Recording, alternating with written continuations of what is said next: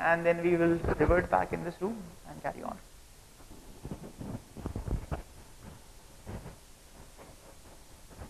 Okay, thank you very much for coming back. It's always a pleasure to have your audience come back after a break, because you never know as a participant, never know as a presenter whether you've been doing a good job or a bad job. So apparently with the turnout after the namaz break, it looks like that I've been doing a decent job, but we'll see. Okay, so now what have we done so far? We spoke about the risk management context. We spoke about how volatile interest rates are, and we spoke about some of the challenges or some of the items that we should be talking about, but we are not talking about. Now, I think we have another hour or so, in which we'll have an extended question and answer session, and then we'll also look at one or two instances or examples that I want to touch upon. One of the items that we'd spoken about earlier was volatility.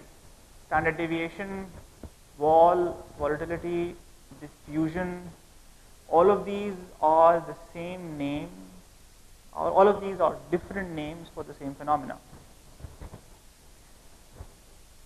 When you extend vol to Basel II, you extend it with a concept called value at risk.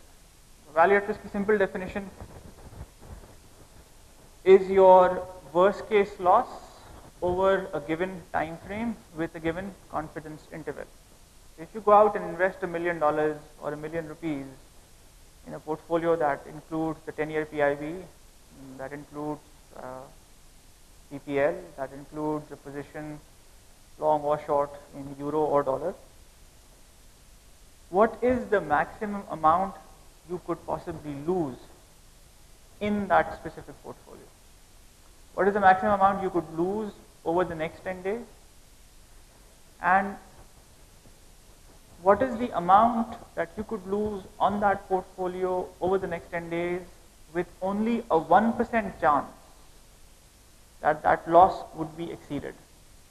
So over the next 100 days, there would only be a single day where you could possibly lose a higher amount, and for the remaining 99 days, you would possibly gain or lose, but you would still lose a lot less than your value at risk number. That's the concept of value at risk.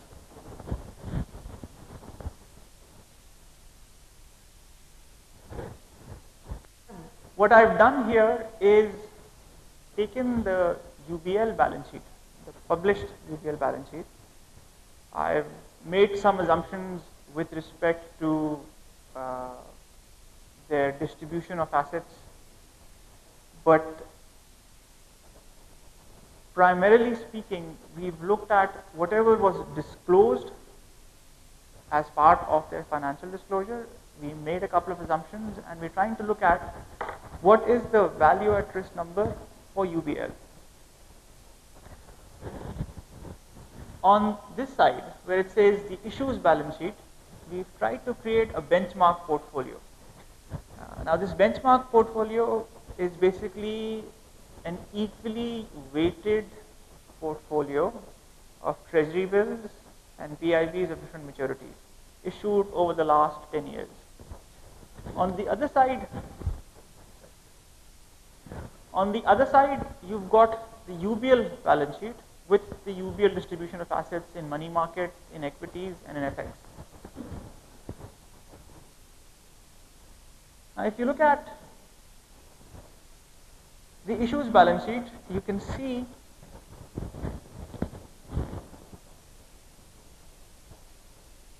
you've got a number that says minus. You've got a number that says minus 1.275 and a number that says 21.914. What this graph indicates or represents is that over the last 700 days,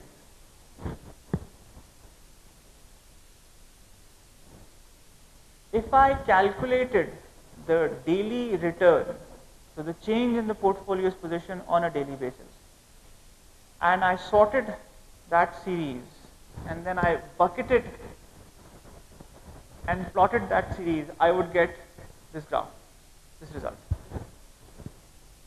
In the last 700 days, 92% of the time,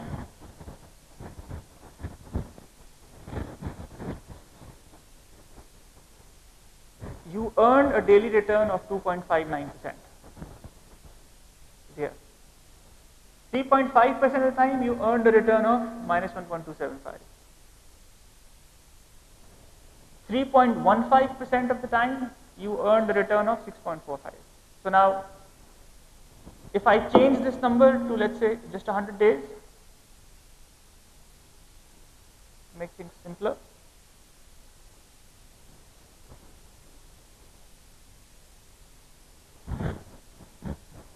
Over 100 days, 63 days, you earned a non-zero return of 0.036, this graph. 17 days, you earned a return of 0.183. 1 day, you earned a return of more than 0.6%. And on 4 days, you earned a return that was less than or between minus 0.259% and 0.112. Process kya hai? Look at the portfolio, mark to market it using the last 100 days worth of prices or rates, calculate the change on a daily basis. Once you have that entire series, sort it, bucket it, and plot it. No, these are not, I won't say they're net returns. What you're trying to say,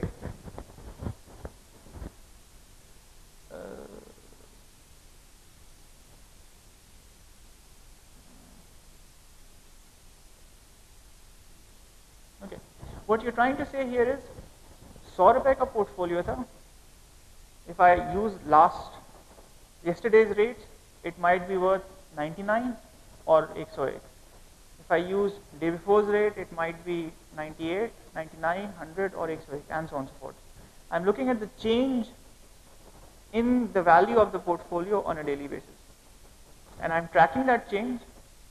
Once I've tracked that change or calculate that change, I sort it so that it's in order, और फिर मैं उसको bucket करके plot कर देता हूँ. Now, coming back to the concept of value at risk, you've got two approaches. Your first approach is an approach that uses what's called the variance covariance approach, and that gives you a daily value at risk number of 0.1638. Your second approach is an approach that uses what's called a historical simulation approach, where you say that I'm assuming that the last 100 days or the worst 100 days, if they are repeated, what would my future return look like? What would be my value at risk if the past repeated itself? And assuming that your portfolio composition remained the same over that time frame. So from a VAR point of view or from a value at risk point of view, there are multiple approaches that you can use. Right now you're just seeing two. You're seeing the variance covariance approach and you're seeing the historical simulation approach.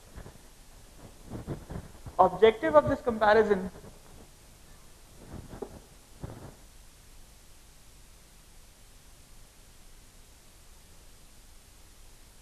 is to show you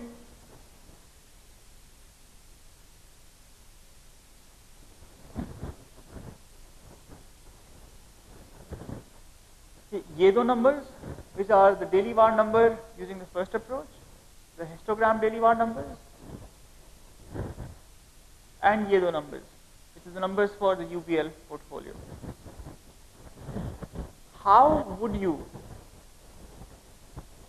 use this information for calculating, allocating, or distributing capital?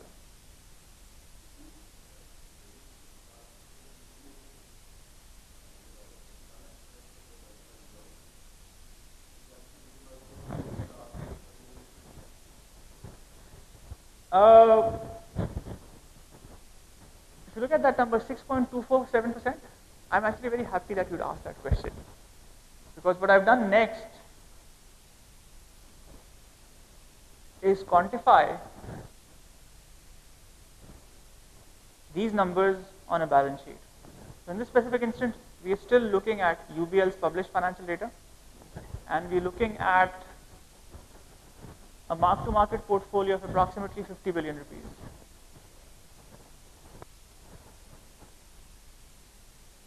Now, if you look at the first part, the first column just gives you the breakdown by equities, by fixed income bonds, by foreign currencies, and for the entire portfolio. The confidence interval that we're using indicates that there is only a 1% chance, or over the next 100 days, there will only be one day where you could possibly lose a higher amount. Assuming that if you decide to liquidate this portfolio, you would be able to liquidate this in 10 days. You can change this assumption and bring it down to a single day. You can change it and bring it up to 60 days, 30 days, 90 days, 180 days. That's your choice. From a Basel II point of view, the requirement is that you use 99% confidence and use a 10-day holding period for capital charge calculation. So what we're trying to do is exactly what we're trying to do is we think we don't know whether this is realistic or not, or appropriate or not. Ji sir? You can try that. You can generate numbers on any number of days, but from a Basel II point of view, if you look at the process is 99% confidence interval. You can use a single day, or you can use 10 days.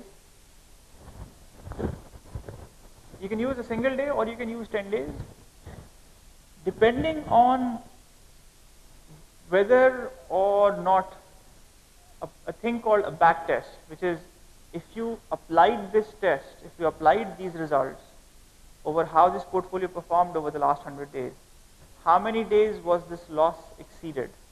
That's the concept of a back test, and we'll come back to that also.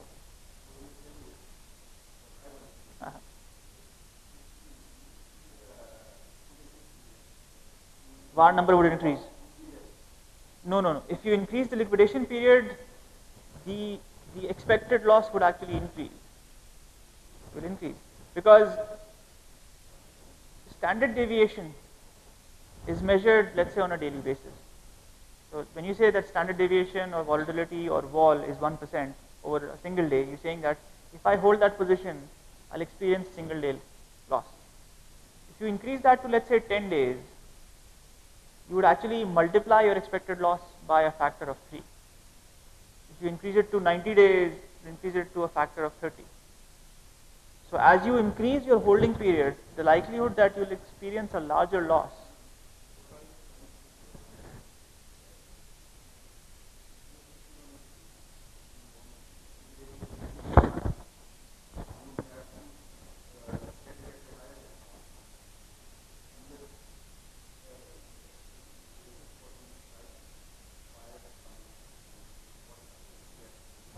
Fair enough.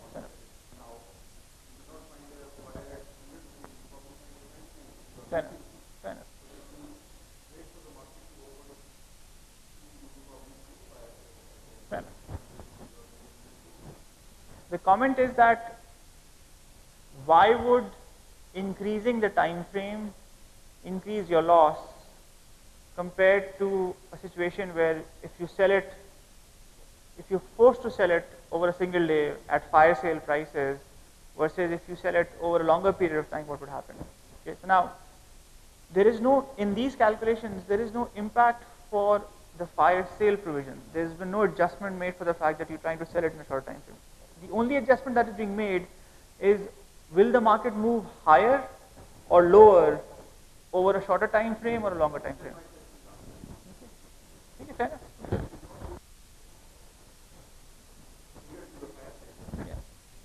Okay. So now, from an assumptions point of view, we're using 99%, 10 days holding period on a mark-to-market portfolio of 49 billion.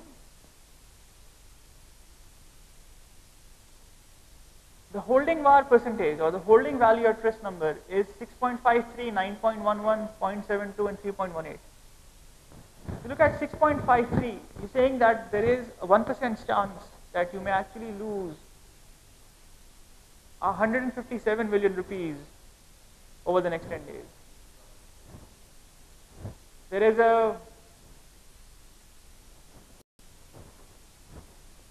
is a 1% chance that you may actually lose 4.38 billion in market related losses on that 48 billion portfolio.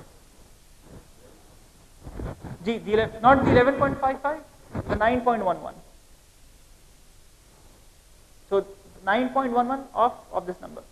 There is a 1% chance that you may actually lose 1.58 billion rupees on this entire portfolio when you adjust for correlation, when you adjust for the fact that equity markets, money markets, and FX markets may not move together, that there would be a downward adjustment all the way down to 3% of the entire portfolio if you took that into consideration.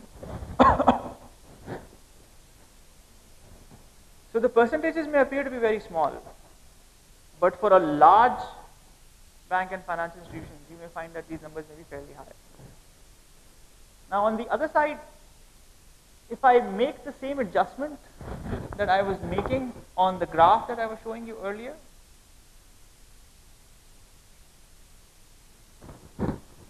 so the difference in numbers between the two approaches, 1.58 billion for the variance covariance approach, 1.94 billion for the historical simulation approach. Now, the question is, if you had this in front of you, how much capital would you want to allocate to support your investment portfolio on UBL's balance sheet? No, yeah, this is over a 10-day period. So the expectation is that if you held this portfolio over the next 10 days, there is a 1% chance that you may lose more than this. There is a 99% chance that you may lose less or equal to this amount. There is only a 1% chance that this number would change. What happens when you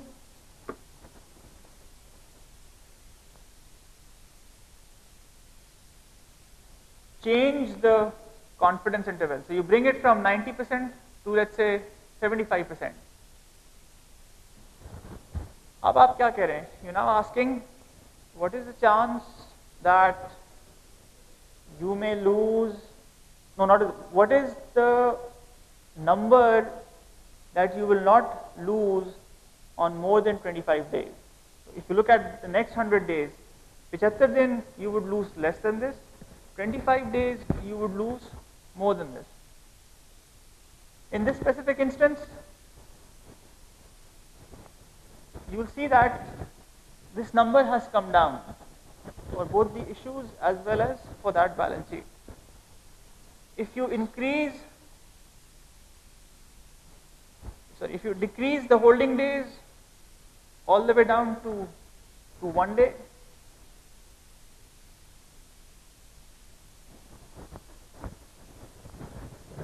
this number and that number changes again. So from a value at risk point of view, if you increase the number of holding days, your VAR would increase. If you increase the confidence interval, your VAR would increase. If you reduce the confidence interval, your VAR would decrease. If you reduce the holding days, the number of holding days, your VAR would reduce. From a capital allocation point of view, Basel II comes out and says that use 99 percentile confidence interval, use 10 holding days, and then use the resulting number as a basis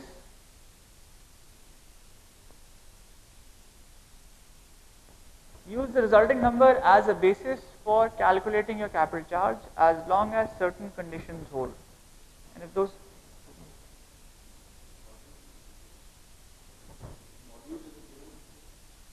as in given thing as in you can the approach is very well documented. There's nothing new about what you're seeing here. This is something which is 10-15 years old.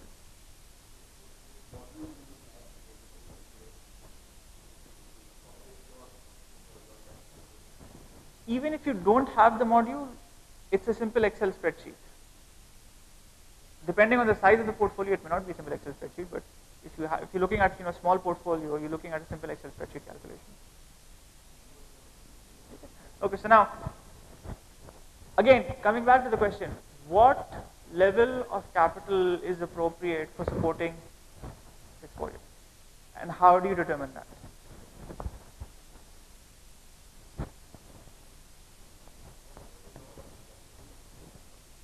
Is appropriate for supporting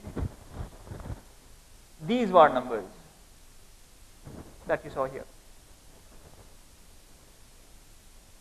How would you go about calculating, attributing, and justifying your capital allocation strategy based on what you see here? If you're looking at a 50 billion rupee portfolio, is 1.5 billion allocated that portfolio too high, too less, too much? What's the benchmark?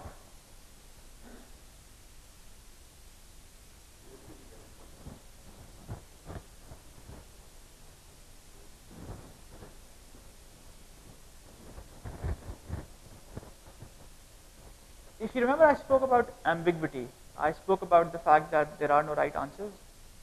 When we finished just before the prayer break, on the very last slide,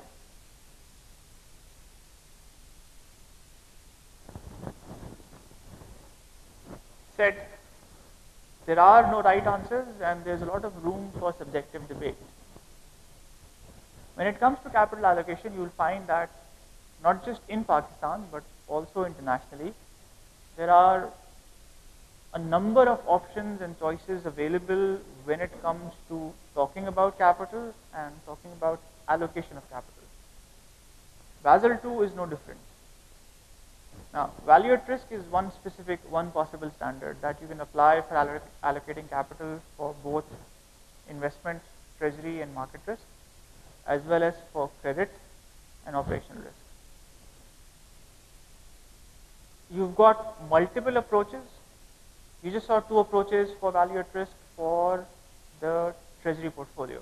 You've got multiple approaches for operational risk. You've got multiple approaches for credit risk.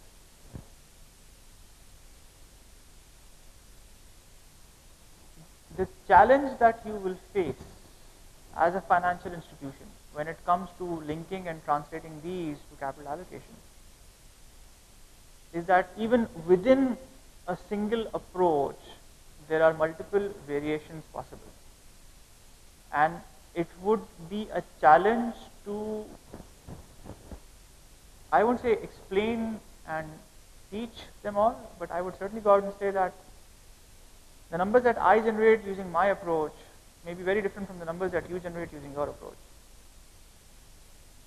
To some extent, the Basel framework provides a level of standardization that says that as a regulator, when I see the numbers from Allied, UBL, National, Habib, PICIC, and so on and so forth, I have a broad set of assumptions that are being used, which is what you saw here.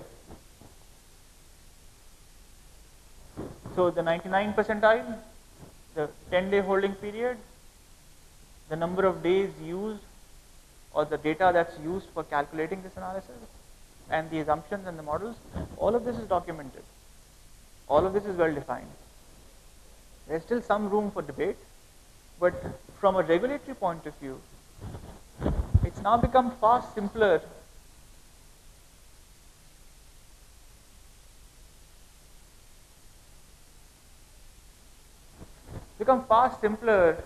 to create or generate tables like these and decide how a financial institution is fared. So now this was the last point with respect to the items that we are not talking about. I would like to close this presentation in establishing the business case for risk management. What is the business case based on what you've seen or heard so far? अगर आप सिर्फ इन तीन टेबलों को देखें, table 1 that sorts 15 financial institutions based on economic return, Table 2 that sorts based on capital adequacy, table 3 that sorts the same list based on the unit of economic return earned per unit of economic capital.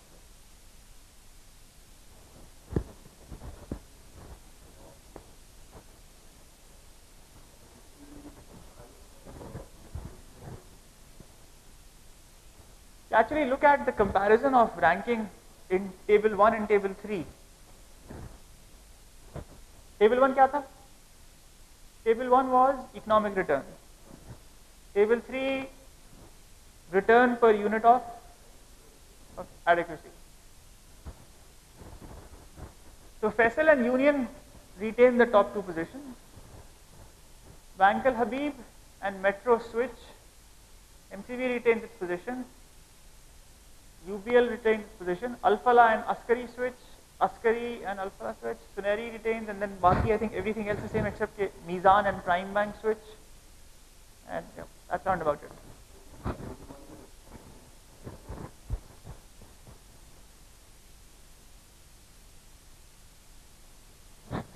What would you say would be true for the banks at the top of this table? If you were their shareholders and investors, would you be happy with their performance? If you were the regulator, would you be happy with their performance?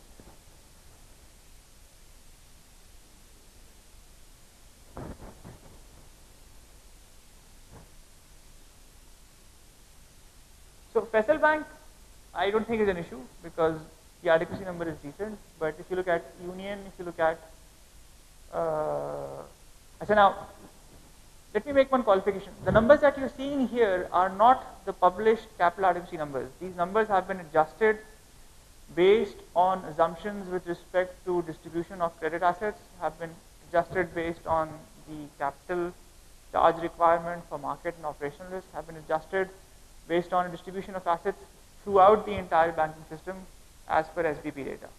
So it's very much possible that when you look at the published capital adequacy number from Faisal Bank, that number may be very different from what you see here. Okay.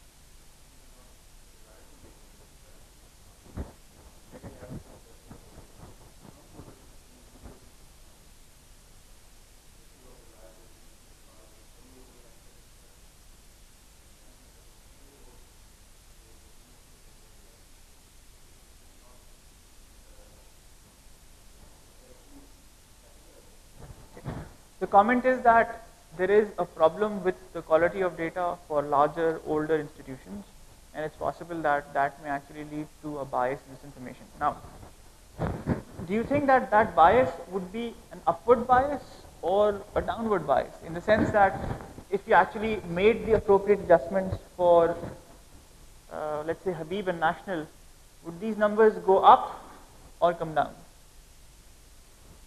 So if you made the adjustments for data, would the numbers for Habib improve from 1.2% to a higher number, or would they come down? And for National,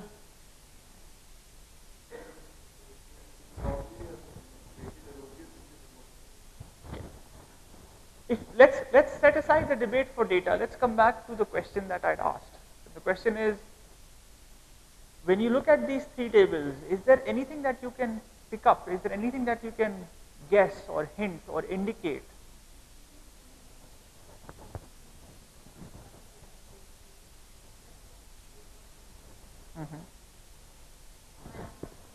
Okay, so the comment is that the ratios are less than 8%.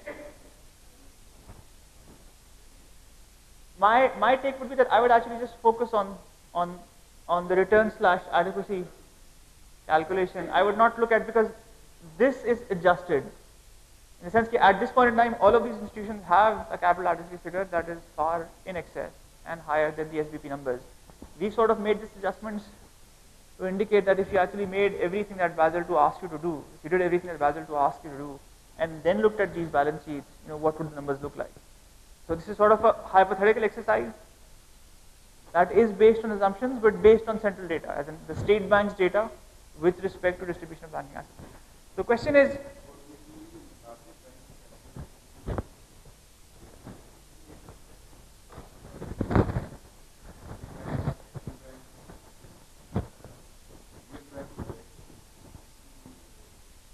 focus on the picture with respect to the business case for risk management.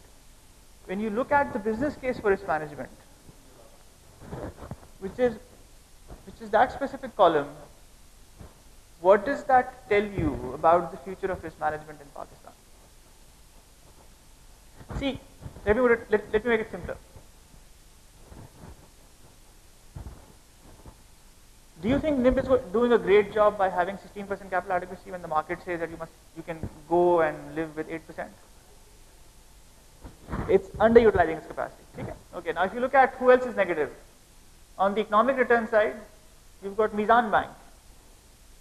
That's earning a negative economic return, but also has a higher capital adequacy ratio. Are you happy? Would you be happy as an investor?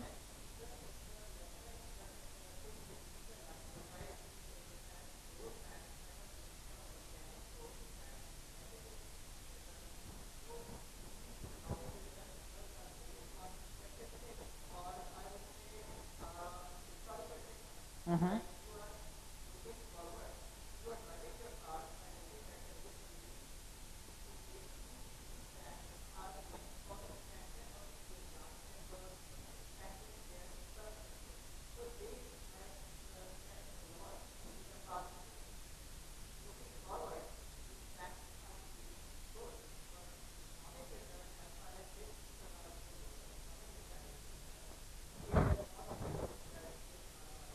Okay, so the comment is that because of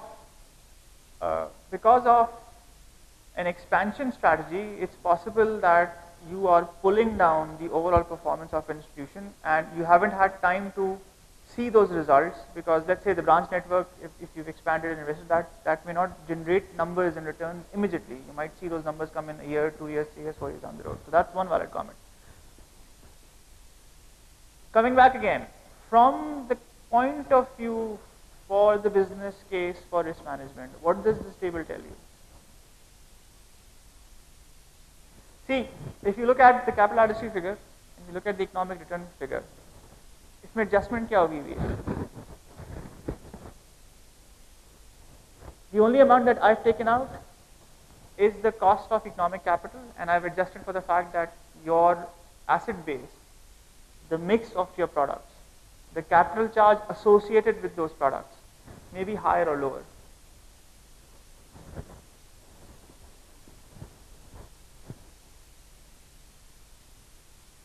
If I look at the lowest number in this list, that number is, in this column, that number is 4.3% for Al-Falah.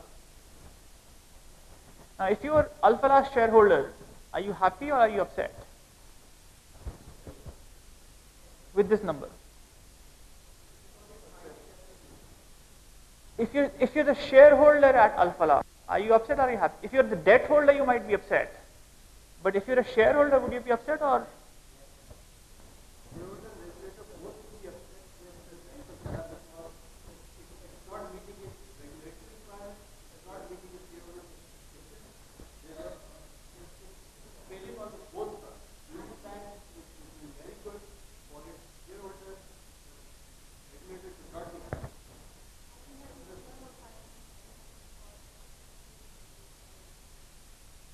Okay.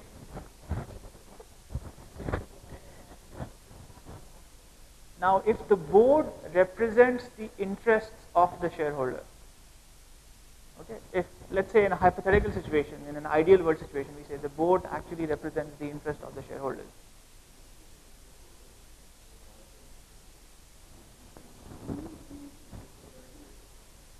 Okay.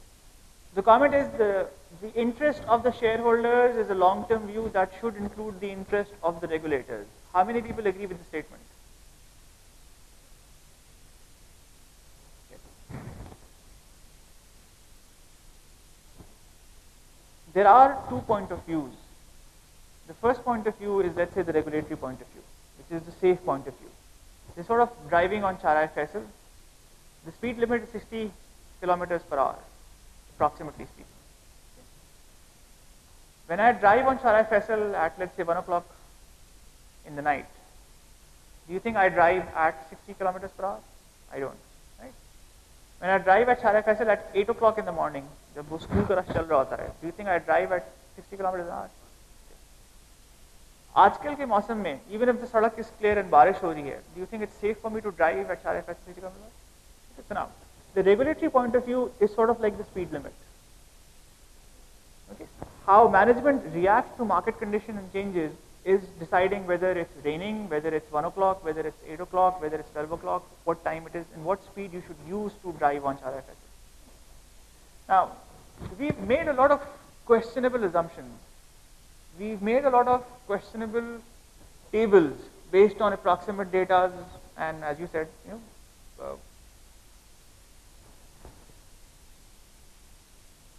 you're moving in an environment where discussions around these tables will become part of your daily exercises, where you will generate these reports. And you've seen reports. You will generate and share these reports with your senior management team, with your board members on a daily basis. Who will collect this data? Who will analyze these assumptions? Who will make recommendations based on the numbers that you see here? Who will justify any change in direction that would be required based on the numbers that you see here? You expect to hand over this job to risk managers, right? That's what you want to do. But if the consequences of your decisions has a direct impact on your ranking on table 1, 2, and 3, do you think you should do this only because the central bank requires you to do it? Or do you think you should do this because it's in the best interest of your stakeholders and shareholders? And I'm saying this because I'm a consultant. But you have to look at from your point of view and decide that from a banking point of view, from a purely banker's point of view, would it be nice to take Faisal's position at slot number 1? Why not?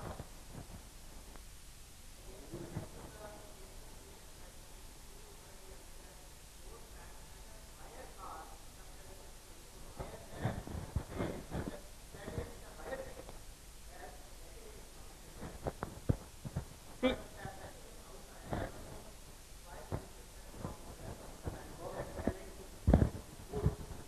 fair enough. Let's come back to a smaller group. Look at MCB, look at UBL, look at Habib, and look at National.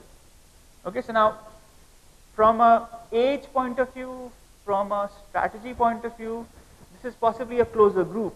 Look at the MCB number, the number is 2.7, for UBL the number is 2.4, for Habib the number is 1.2, for National the number is 1.0. So within this, you would say that based on economic return, MCB is higher. Based on capital adequacy, National Bank is certainly higher.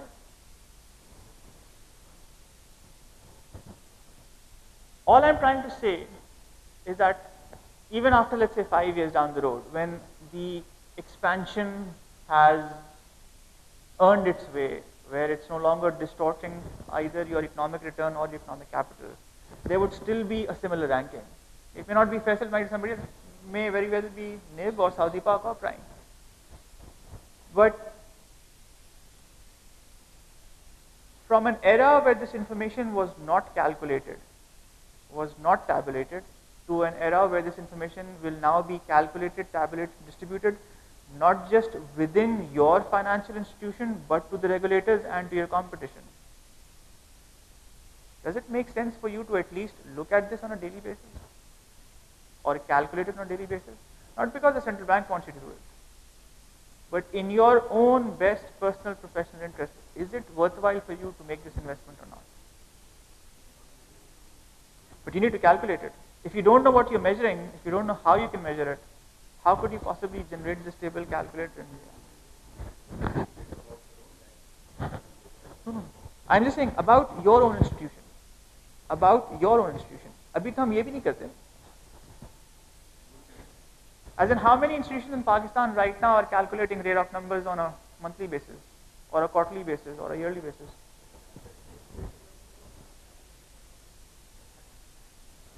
RAROC, risk-adjusted return on capital, the economic return, not the CA number, the economic return number. I think it's time for me to move on to the last slide, which will possibly shed some more light on what we've just spoken about.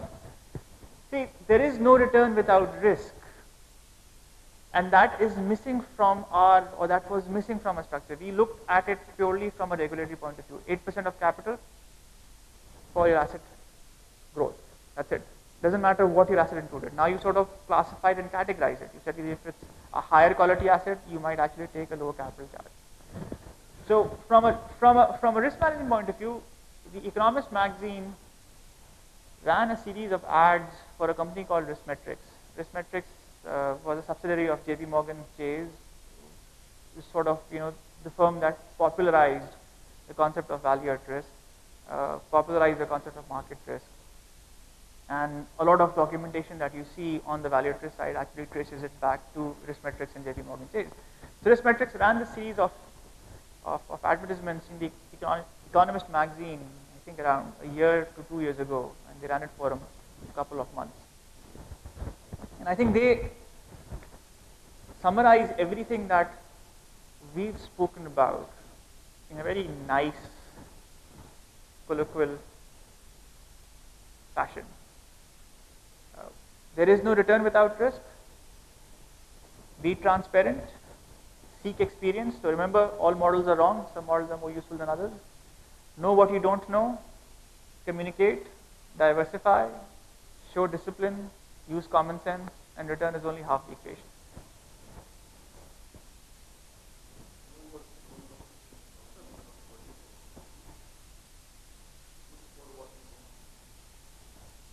It is know what you don't know. If you look at, I'll give you an example. When you look at the value at risk number, when you looked at the value at risk number, when you looked at this specific report,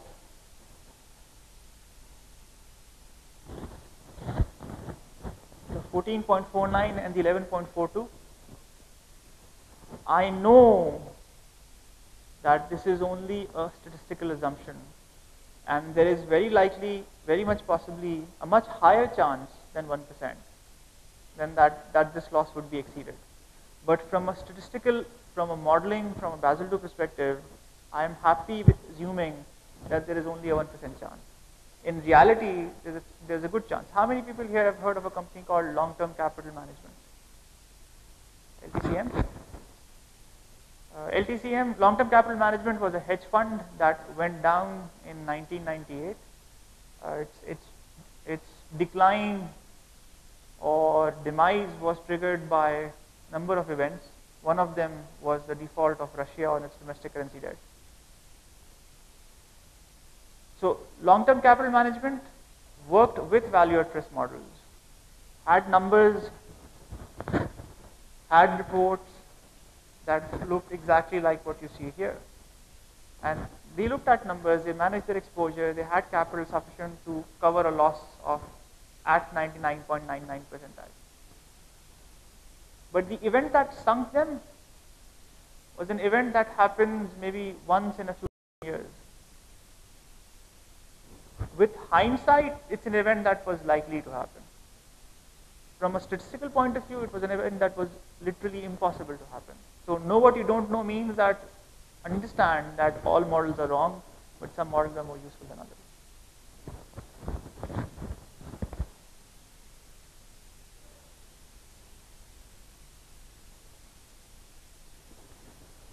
Okay, see. So now, if we review what we've done in the last 2.5 hours or so, we started with a review of where risk management was in 2003, what was missing, what needs to be plugged in. We spoke at a very high level, I would say even at a superficial level, about 6 or 7 of the things that I think we should be talking about, but we're not talking about. And then we closed with very simplified example of both value at risk and economic capital. And we tried to make a case, or at least ask the right questions about the justification for the investment in a risk management function, in the business case for risk management. Whether you should do it just because it's the cost of doing business, or you should do it because it's in your best interest. With that, I'd like to close. We can take as many questions as you want on the subject, on things that we've said, on questions that you may have about this field or this interest, and I'd be more than happy to take them. Well, I think if you have any questions, so you can continue with answering those specific questions. Okay. Still, we have some 15 Half an hour. minutes with us. Okay. Yeah. So, floor is open to the question.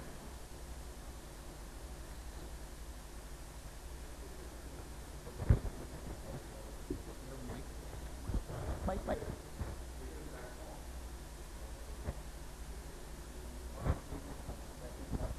आप mic अच्छा okay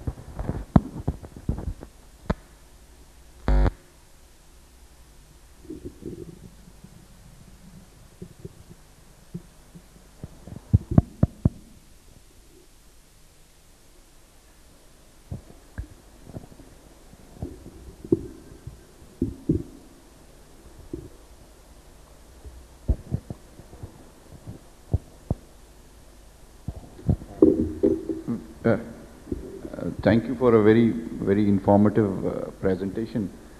But what we've sort of focused on is more of generalization than specifics, except a few factors that you mentioned, that 1% of the and 10 days sell-off time or holding period. Other than that, we've talked more of generalization. Maybe the time was too short for specific requirements of Basel II, or the need for being prepared. What I would have, so basically a comment that maybe you can explain it better. We need more time, or we could have put it here, put the specific requirements there. It appears that we are lacking on the specific requirements of Basel II. Please. Yeah, for sure. It's always a difficult transition from a wireless mic to a handheld. I think if you look at the field of risk management, you'll see that the audience is almost as widely distributed as the value at risk graph that you saw. Then you have a group that has been working in this area for the past 2.5 years or so, and has higher expectations from a 2-hour seminar. You've got a group that is only interested in beginning material, and then you've got a group that would sort of fall in the intermediate classes. When you're trying to put this together, we thought about all the workshops that have happened with respect to Basel II, and all the material that has been distributed with those specific workshops. My take was that you would probably need a 3 or 4 day exercise to cover the subject at a depth that would be satisfactory to most people. But for a 2-hour seminar, it would maybe more useful to give you more questions that you can ask both yourself, your teams, your customers, your vendors, with respect to Basel II. I think these are questions that may be common sense and may appear to be very, very logical and rational, but despite them being logical and rational, there is no debate about them. There is no discussion about them. I think this is my 3rd or 4th presentation on exactly the same topic, because our take is that building something, implementing something, doing something requires a fair bit of commitment and faith on your part. And if you're not asking the right questions, it's possible that that exercise may go in vain. Did I respond to the comment? have to appreciate one fact that we have a mix of audience over here with varying levels and degrees of understanding of the subject and actual, having hands-on experience on appropriate knowledge about the subject. But I still appreciate the fact, and I'm glad that Mr. Jawad has done justice, a great deal of justice, in actually making the subject much easier for us, for all of us to grasp in general. He tried to give us the general idea of what Basel II risk management is all about as far as financial institutions are concerned. And he at the same time, after break particularly, he also tried to, satisfy that part of audience which are that is basically defined or actually involved in that business. And he is absolutely right by saying that, you see, it's not something, all we have been discussing in the last many seminars was the general idea and concept of risk management. And what we have tried in this particular seminar is to try to make it a little bit more focused toward particular issues. So I believe that in the next seminars, what we'll try to do, we'll try to segmentize the audience accordingly so that we can, deliver the ideas in a more specific way with practical examples, so that he doesn't have to, or any other speaker for that matter, doesn't have to explain the technical jargons used or the technical indicators or the facts and figures used for actually, doing the risk management business. So for that, I think next time we have to segmentize our sessions, and accordingly we request our speakers, including Jawad Farida, and I believe and I hope that he will, that's in front of all of us, he has kindly consented to that. So accordingly, they can prepare their presentations, keeping in view the level and the experience and the knowledge of the audience. So I think that's the reply to your observation. I would thank you, sir, for the informative seminar and session. You have asked that a regulatory mindset, it should be different from the regulatory mindset, but the regulatory has given the committees, various committees to form. It has no teeth in it. And about the board perspective, where corporate governance and internal control are made effective and given a chance to play their role, here the risk management or risk issues will be more effective. And one must, I add, they should not make us be a scapegoat for the risk management, cannot identifying it by that risk manager had made a loss of it. Do you agree, sir? So the comment and the question is that A, risk management should not be made a scapegoat. B, that it would only be effective where it actually has the support of both the senior management team and the board of directors. And C, what was C?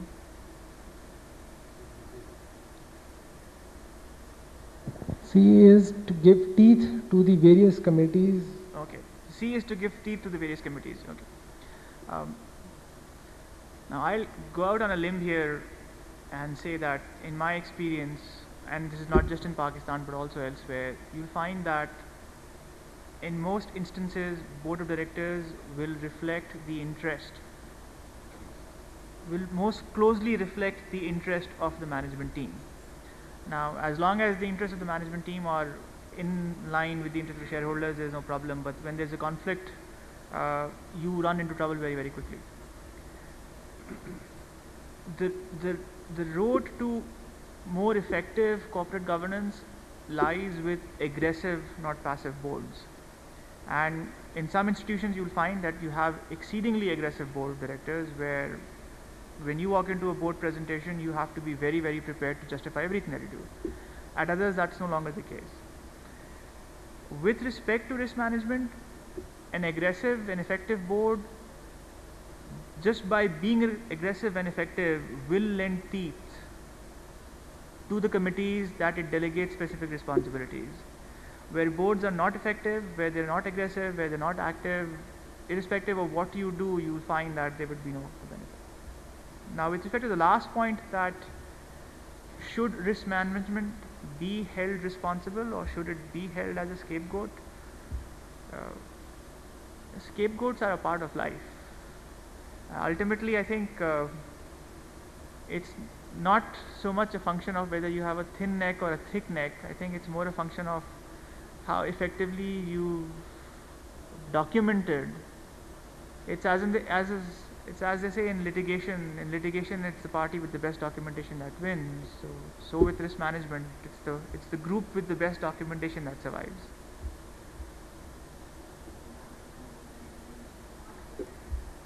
Turn down.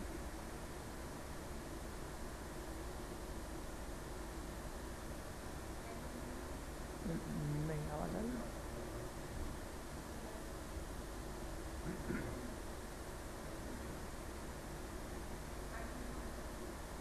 है? Still not.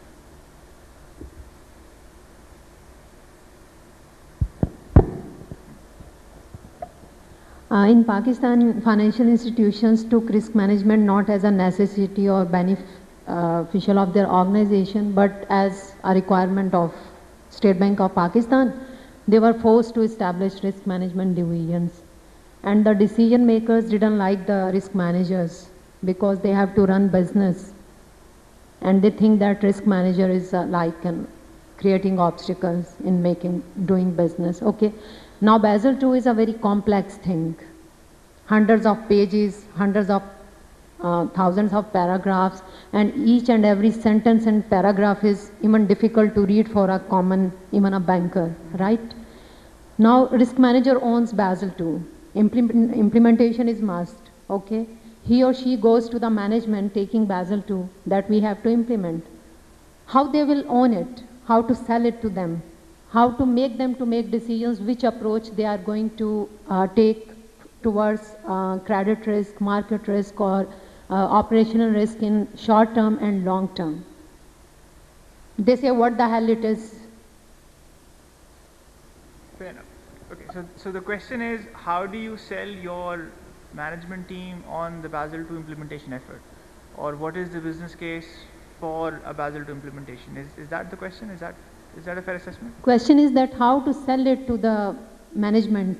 Yes. Okay. And this is with respect to a financial institution, with respect to a bank and DFI. Financial institution or bank. Okay.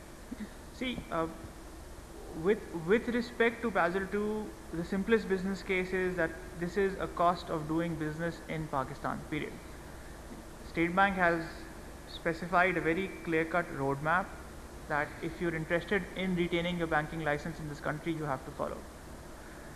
With respect to specific approaches, at this point in time, State Bank has also gone out and said that most institutions, at least at this stage, will follow the foundation IRB approach by a certain date in the future, will follow the advanced IRB approach again by a certain date in the future.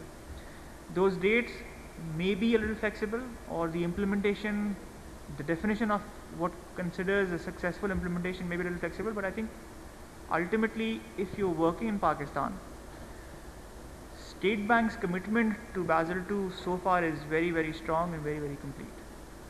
And in the last 3.5 years, they've given a very clear and consistent message to the banking industry that with respect to Basel II, as long as there is constructive and productive feedback, they'll be more than happy to listen. But if you've not made the effort, not gone out and done the needful, then they would not be very keen on compromises. So coming back to your question, I think the business case is very simple. The business case is you have to do Basel II because it's a cost of doing business as a bank in Pakistan. Within the appropriate approaches, so far the central bank has specified that you will follow the advanced approaches by a certain time frame. The groundwork for that needs to start today. Did I answer your question? Yeah, thanks.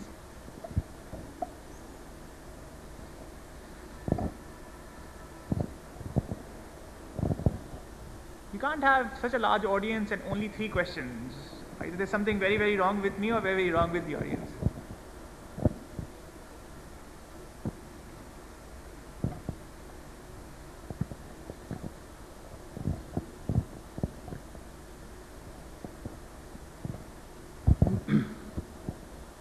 how do we calculate the value at risk for equity market transaction? Because the confidence interval you have just spoken about, 99%, doesn't seems true for the Pakistani market, because it's more a volatile market, and so do you use some specific models to measure the risk and arriving at the value at risk figure?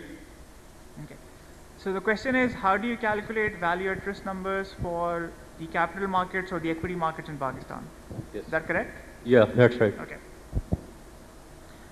See, if you look at the approach, whether you calculate numbers for HUBCO, PTCL, PPL, PSO, or you calculate the value at risk numbers for a 10-year PIB or a 1-year T-bill, or the value at risk for, let's say, a position in US dollar or euros, the approach doesn't differ that much. The mathematics, the formula, the basis, the foundation is the same. In essence, the approach is that for any given position, you look at the daily price change or the daily change in what we call mark to market. You repeat that calculation over the number of days you want to analyze, and then you can do two things with that series. You can use that series and calculate what's called the standard deviation and volatility, or you can use that series and generate the graphs that we generated on the screen. Irrespective of which approach you use, the final number gets adjusted for the level of confidence or the level of probability you want to assign. When we say 99 percentile confidence that this loss would not get exceeded, if the markets are more volatile, you would have a larger window. So let's say if I look at HUBCO that has, let's say, a annual volatility of, let's say, 5%. Over a 10-day period, the value at risk would be a smaller amount. If I compare the value at risk of HUBCO with, let's say, Adamji Insurance or PPL or PSO for that matter, the absolute value at risk number as well as the percentage value at risk number for all three securities would be very different. HUBCO would be the lowest, Adamji, PPL and PSO would probably be higher. So the approach or the methodology or the tool makes adjustment for the fact that you may have a more volatile security, which would result in a VAR number that may reflect the inherent differences in securities. If you remember the report that we saw, you could see that for equity and capital market, the VAR number was higher. For money market, the VAR number was lower. For foreign currencies, the VAR number was even lower. That is sort of the reflection of the adjustment that I was talking about. Did I answer your question? Yeah. Do we have a question here? Mike Light.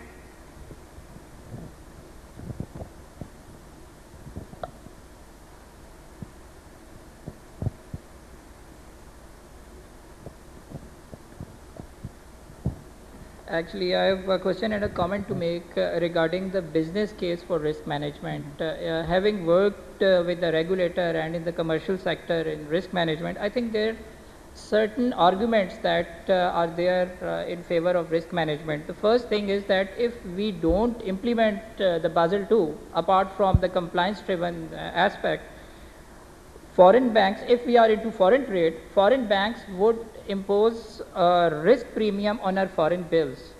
So if we are sending a foreign bills, it would cost us higher as compared to a bank which is more managing its risk as far as Basel II is concerned. Second case is there is now a capital charge due to operational risk, which was not there say a year ago in the absence of Basel II. So now the capital adequacy requirement has increased and the CAR would decrease. So if suppose my management is bent to show maximum profitability, which is of course the core purpose of every business. So the more profitability it shows, the more capital it is going to require in the future.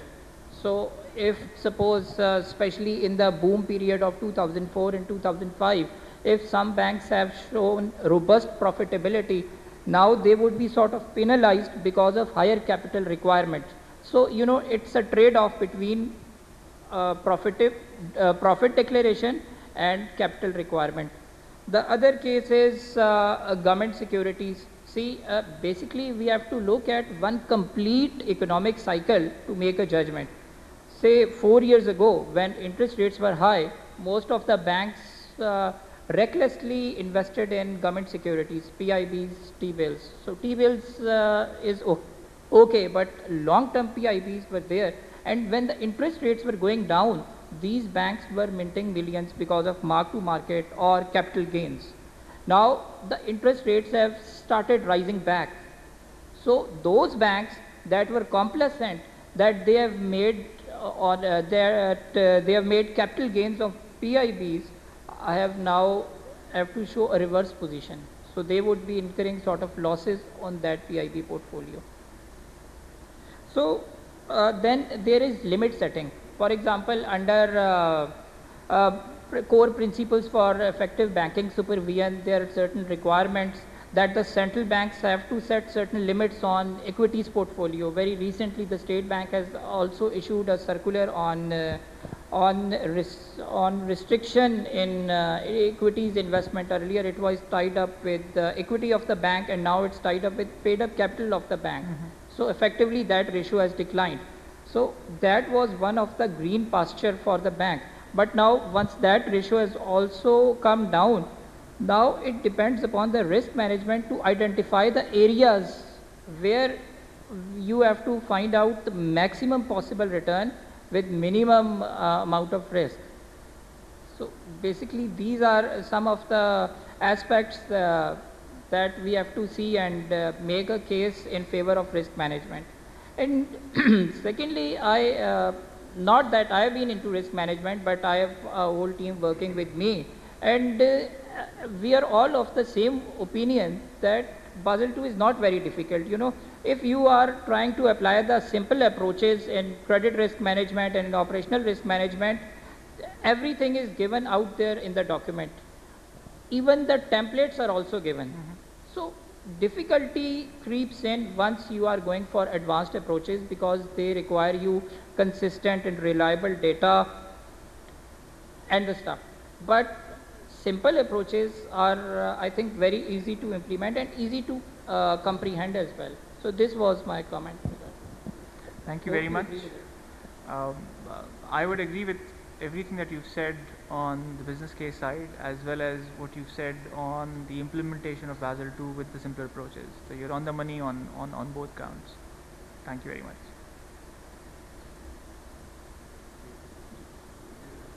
I'd like to take the last question if there is any.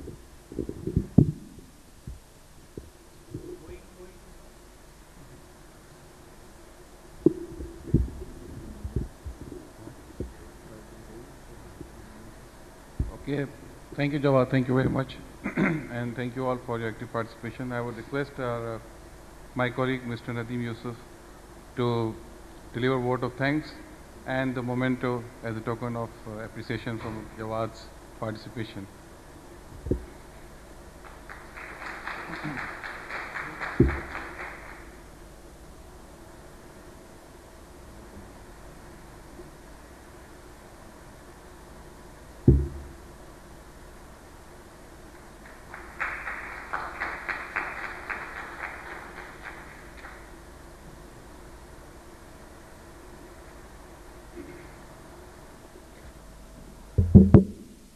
On behalf of Southern Region Committee, I'd like to thank our speaker for this evening, Jawad, for taking time out of his busy schedule and give us such an excellent presentation of such an important topic.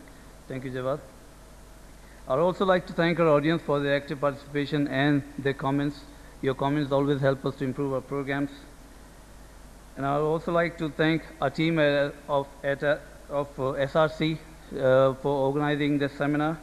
And now in the end, I would like to invite you all for dinner, which is organized at the back of this ICAP building. Thank you very much.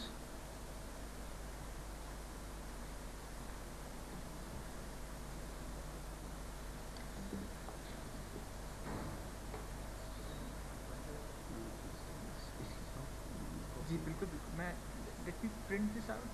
इसकी मैं mail के देता हूँ। We just mail it to